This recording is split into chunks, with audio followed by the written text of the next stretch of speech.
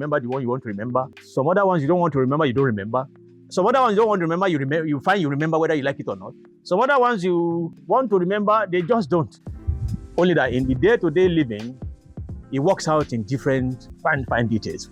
You remember your first day at school and a song you haven't heard in 20 years. You can reel it off the moment they tune it on, but you forgot what you had for lunch on Tuesday. Why does your brain decide what stays and what does not?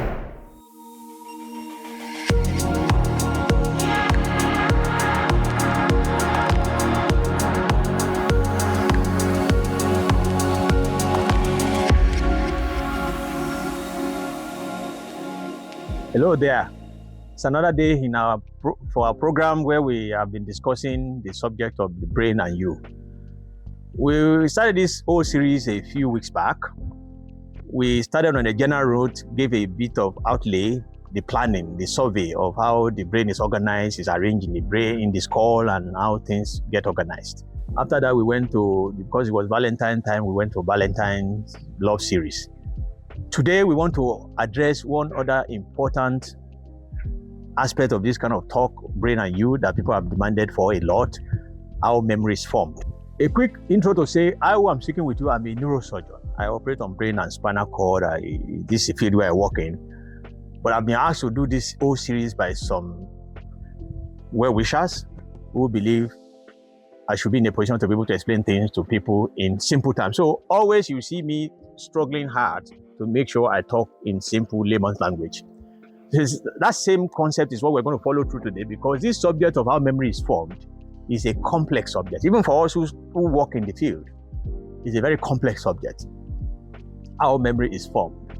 Yeah, it's a nuanced subject. As in, there are some things that are definite, there are some that are actually not definite, but that are patterns. And we speak to the patterns.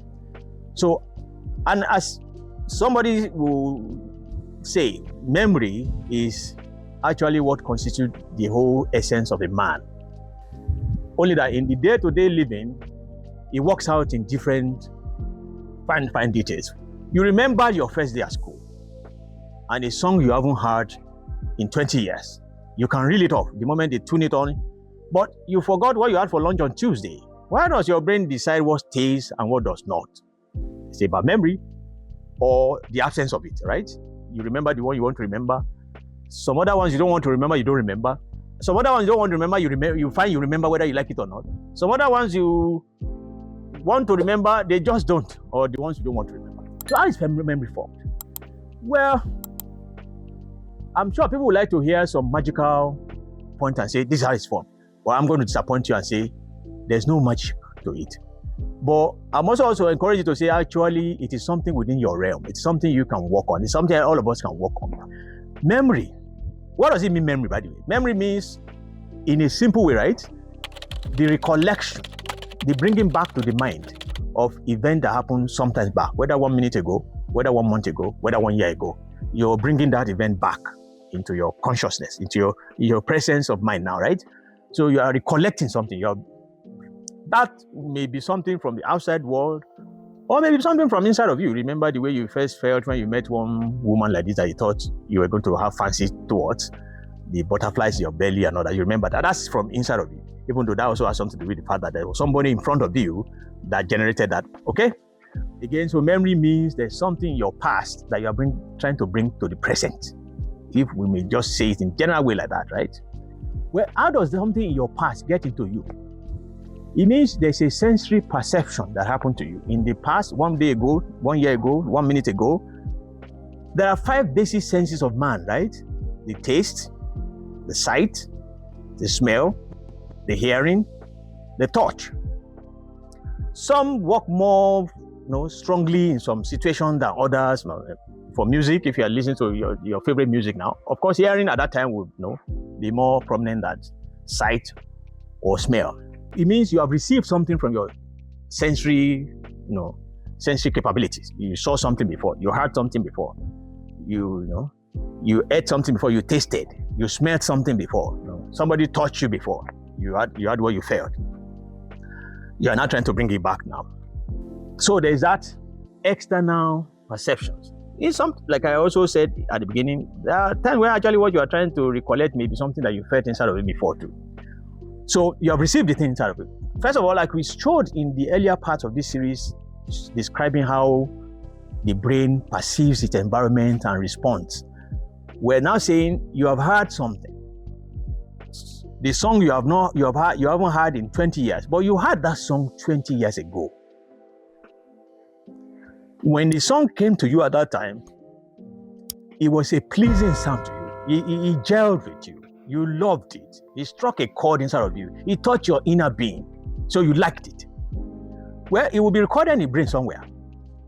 So because you like it, when you need it again, it will come.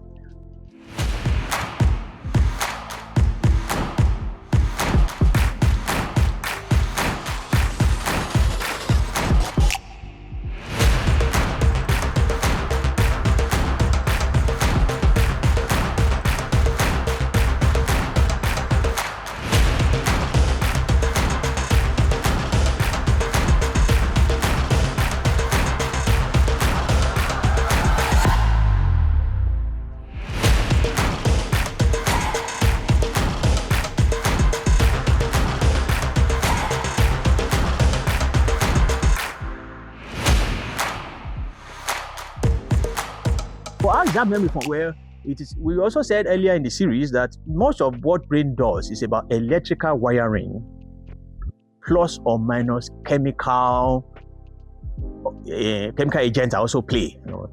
Sometimes the chemical agent that happens in the brain, for instance, when the man sees sunlight for the first time after having been asleep for the whole night, the sunlight does something to one center of the brain that sends a particular chemical into one part of the rest of the brain to now make all the rest of your body to come awake, to come alive, to be awake. So, but you heard the thing, you heard this sound, the sound of music. It was something pleasing to you. Because it was pleasing to you, it will go to that reward part of the brain we talked about before. That reward system, it would activate electrical system there. It will do some electrical wiring there. It will also stimulate the feel-good part of your being, and send some of the chemicals again roaming in your brain. Dopamine, serotonin, they will play their part. Some will be down, some will be up. They all will merge as a synchronous pattern inside one section of your brain. We will talk about some of the details of this down the line, but all of this feedback will enter one part of your brain, the part of your brain that subserve memory, and they will stay there as a pattern. Of course, there's also an intentionality to some of these subjects. Sometimes, if you want to remember something, if you set your mind to remember it, you will remember it. You are likely to remember it. Okay, let's just say. If it's something you don't really want to remember, if you also work hard to not want to remember it, you will find that you will succeed.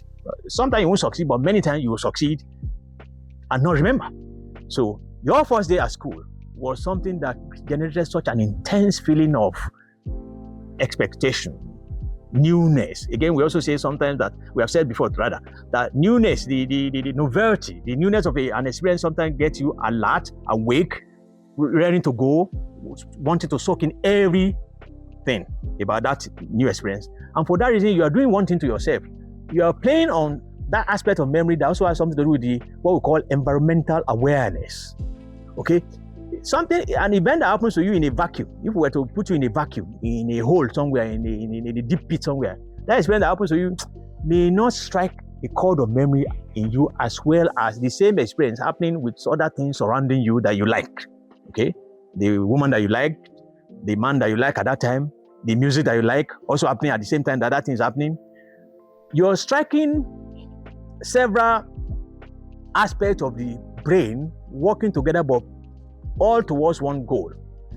So that takes us to another aspect of this talk. I should like to emphasize that, which is also why one of the reasons memory can come easily on some occasions and does not come easily on another occasion is it's about which other stimuli, which other I'm trying to look for another word for stimuli, which other events happened around that, which other things interested you at that time, also worked on you at that time. So When you get so many things coming together, they are likely to make you remember that event compared to something that happened with stimulating only one aspect of your sensory perception.